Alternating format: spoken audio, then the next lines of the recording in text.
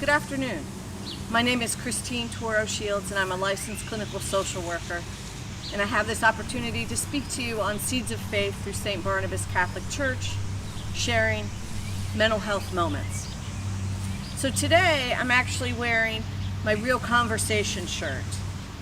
I'm honored to be a member of the State Board for the Indiana Foundation of Suicide Prevention. And during these pandemic times, one of the blessings is that we have more of an opportunity to talk about mental health issues at a state and national and international level. So since mental health is now at the forefront of our discussion, let's have a real conversation. So I want to share today just really specific and basic things you can do to promote your mental health. Last week we talked about building resilience, and these are some specific activities you can do to further build your resilience. I initially started working in the addiction field over 35 years ago, and there is a term that they use called HALT, which really meant for a recovering person, don't let yourself become too hungry, too angry, too lonely, or too tired. Now, I've adapted that beyond just addictions and talked about HALT being don't let yourself become too hungry, too angry, too anxious, too agitated, too lonely, or tired. And I'm going to share some specifics for each one of those of what you can do to promote your ongoing mental health and wellness. Now, the word HALT actually means stop. So when you notice you're becoming any of those things, it's time to stop and do something else. So first I want to talk about hunger. One of the things that we know that's really good for mental wellness is maintaining good health, and that includes diet and nutrition. We know that protein helps stabilize the blood sugar, because when the blood sugar drops or goes too high, it can really affect people's moods. It can go up and down. So some really simple things you can do is actually put protein in your mouth every time you eat. It is recommended that people eat more like a pregnancy diet or a diabetic diet.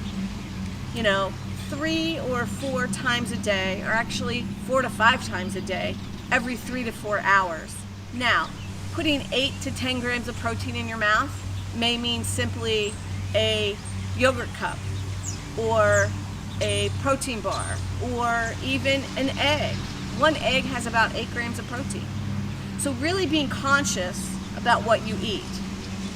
Now, additionally, we know that water really helps us stay healthy. And some people say drink 6 to 8 glasses a day, and some other people just say make sure you're drinking at least half of your body weight. And then probably the last thing as far as diet and nutrition goes is just if you are going to drink alcohol, do so in moderation.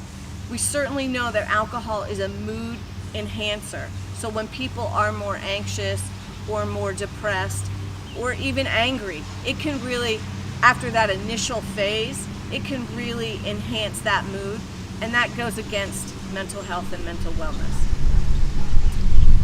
So next I'm going to talk about not letting yourself become too angry, too anxious, or too agitated. In these pandemic times right now, so many people are either still continually stressed or just getting more aggravated and angry about feeling like they're restrained and quarantined and having to social distance. Even so much so that you see some people protesting on, the steps of various capitals. This is an opportunity to really take care of your mood. That's one reason I wanted to come outside today. We know that exposure to green space, the way it processes in the brain, actually helps improve our mood. It can reduce the stress, but it can also lift the mood as well, depending on where you're at. Also, we just know that exercise is very good for mood. Some people journaling, or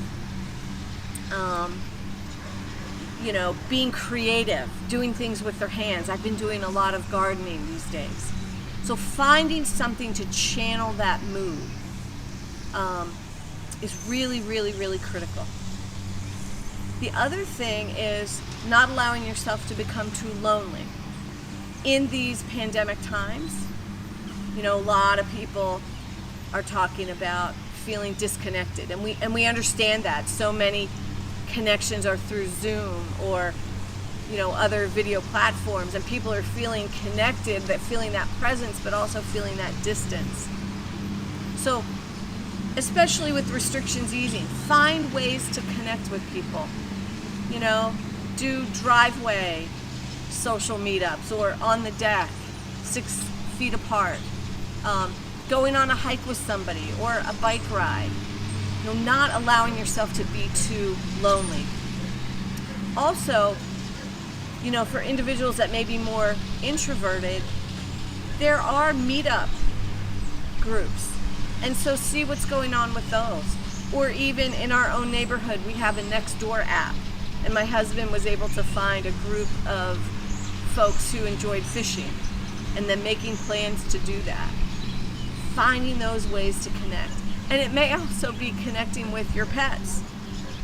Our pets provide a lot of companionship for us. My son lives in St. Louis and is out there by himself, and he has one cat, but he found out that the shelters were asking people to adopt pets. And so he got another one, and that his second cat, Elvis, is a lot more friendly, and so it's provided him a lot of connection. And then finally, tired. When you get exhausted, having little energy also really affects our mood.